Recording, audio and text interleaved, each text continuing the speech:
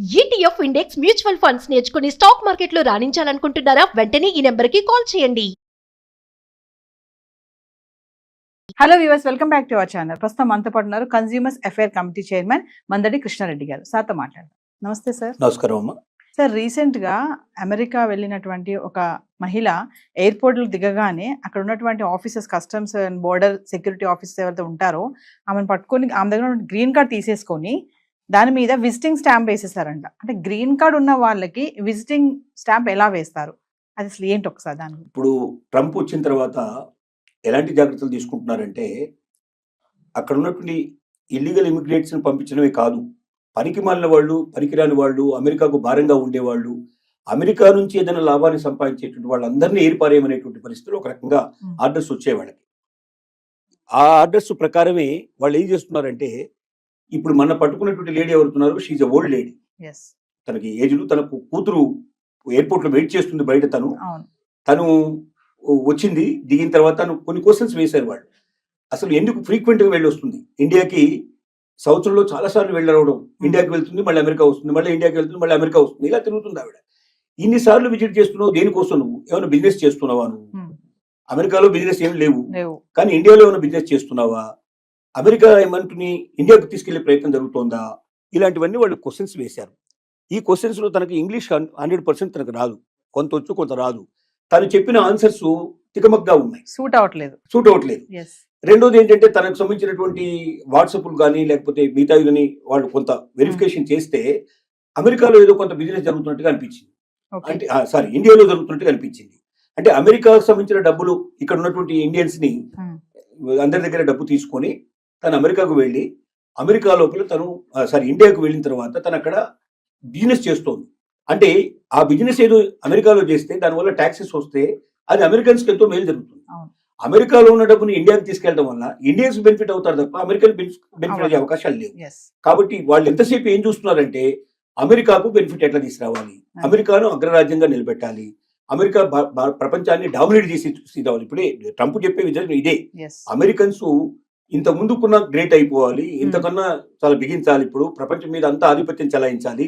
అలా చెలాయించాలంటే డాలర్ విపరీతమైన రేట్ రావాలి, ఇక్కడ ఉన్న వాళ్ళందరికీ ఉద్యోగాలు రావాలి, ఇక్కడ ఉన్న వాళ్ళందరూ సంపన్నులు అయిపోవాలి.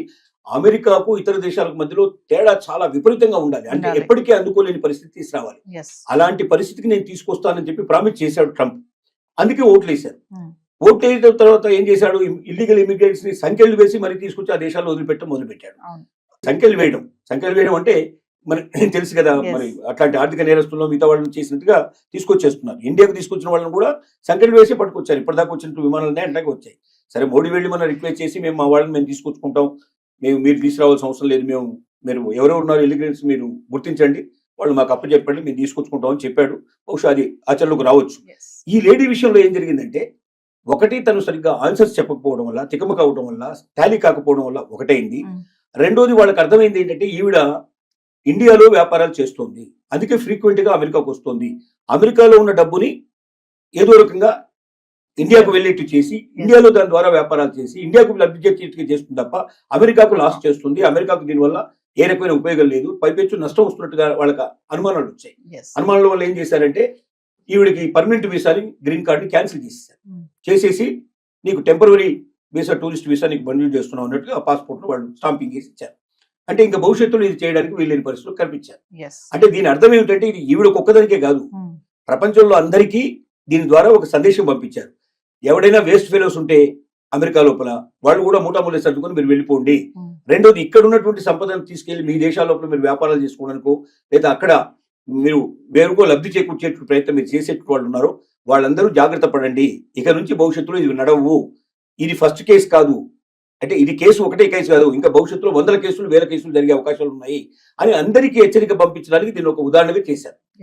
ఇప్పుడు దీనివల్ల మిగతా వాళ్ళందరూ సర్దుకునే పరిస్థితి స్టార్ట్ అయింది, అలర్ట్ గా అవుతారు. అది ఇంకోటి, భాష సరిగ్గా రానటువంటి వాళ్ళు ఖచ్చితంగా ఇంకొకరు భాష వచ్చిన వాళ్ళ వెంటనే ఇద్దరు కలిసి రావాలి తప్ప ఒక్కరే ఒంటరిగా ప్రయాణం చేయడం వల్ల కూడా డేంజర్ అయ్యే పరిస్థితి ఉంది. రేపొద్దున అసలు ఏమీ లేని వాళ్ళు కూడా, ఏదో వాళ్ళ పిల్లల్ని చూడడానికి వెళ్ళిన వాళ్ళు కూడా సరిగ్గా ఆన్సర్ చెప్పకపోతే గతంలో వీళ్ళకి సాయంగా వాళ్ళే ఇచ్చేవాళ్ళు. ఎవరన్నా భాష తెలిసిన వాళ్ళని, లాంగ్వేజ్ ఎవరైతే చేస్తారో దుబాసీలు అంటారో వాళ్ళని వీళ్ళని పెట్టి వీళ్ళకి సాయం చేసేవాళ్ళు. ఇక నుంచి సాయం చేయరు వీళ్ళు, ఎందుకంటే వీలైనంత వరకు అమెరికాకు వచ్చే వాళ్ళని తగ్గించాలనుకుంటున్నారు, పెంచాలనుకోవటం లేదు. టూరిస్ట్ వీసా కింద వచ్చిపోతే వాళ్ళకి అభ్యంతరం లేదు. వచ్చి ఓ నెల 2 నెలలు మ్యాక్సిమం 6 months టైం ఇస్తాం. 6 months లో మీరు అమెరికా అంతా తిరగండి, డబ్బంతా ఖర్చు పెట్టండి, మాకు బాగా వచ్చేది చేయండి, మాకు ట్యాక్సీలు వచ్చేది చేయండి, మా వాళ్ళకి ఇక్కడ అమ్మకాలు జరిగేటట్టు చేయండి, మావి కొనుక్కుపోండి.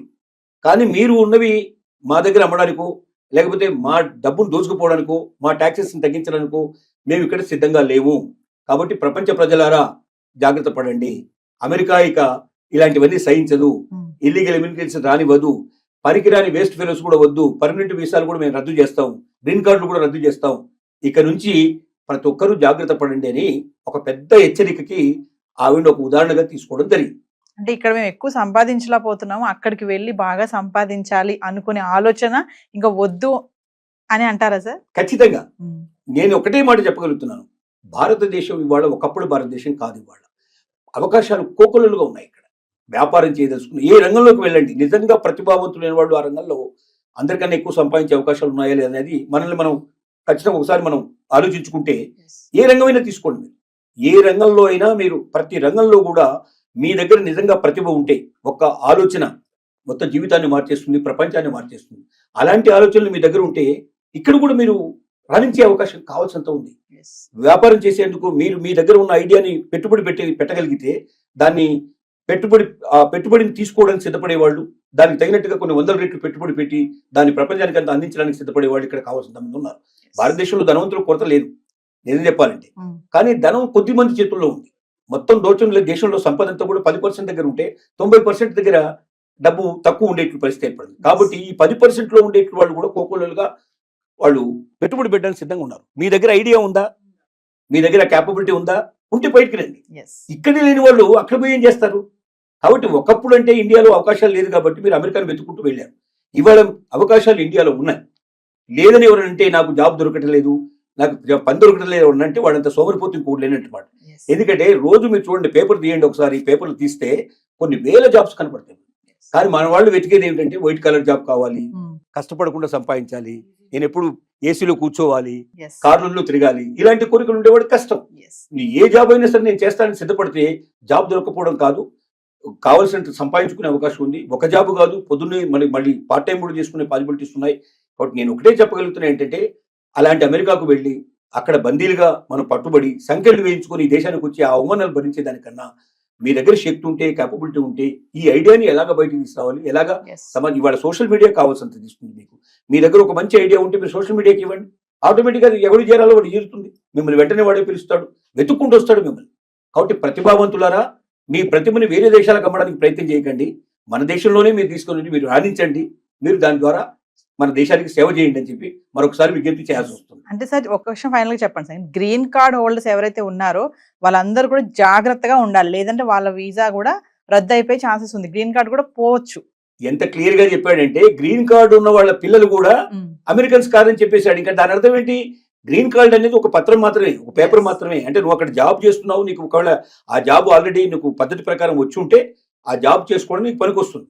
కానీ నువ్వు పర్మనెంట్ రెసిడెన్సీ రాకుండా, పర్మనెంట్ రెసిడెంట్ అనేది మళ్ళీ వేరే, పర్మనెంట్ రెసిడెన్సీ నీకు రాకుండా, నువ్వు రెసిడెంట్ కాకుండా అక్కడ నీకు అమెరికా లోపల అమెరికా పౌరసత్వం నీకు లేదు. అమెరికా పౌరసత్వం అంటే గ్రీన్ కార్డు యొక్క వాల్యూ ఎంత? తాత్కాలికమైంది తప్ప ఏం లేదు. అంటే L1 వీసా లాంటిది ఒక రకంగా చెప్పాలంటే గ్రీన్ కార్డు కూడా. L1 వీసా 3 ఏళ్ళు పనిచేస్తే గ్రీన్ కార్డు ఒక 5 ఏళ్ళు పనిచేస్తుంది, 10 ఏళ్ళు పనిచేస్తుంది, లేదా వాడికి ఎప్పుడు కోపం వస్తే అప్పుడు పంపించేస్తాడు. కాబట్టి గ్రీన్ కార్డు ఉన్నంత మాత్రంలో నేను అమెరికన్ని, ఇంకా నాకు ఏ రకమైనటువంటి ఆపద లేదు, నేను లైఫ్ లాంగ్ ఇక్కడే ఉంటానని ఎవరన్నా కళ్ళు కంటే ఆ కళలు కళ్ళని చెప్పి నిరూపించడానికే మన ఆ లేడీ ఉదంతం అనేది ఒక రకంగా చెప్పుకోవచ్చు. థ్యాంక్ యూ అండి, నమస్కారం.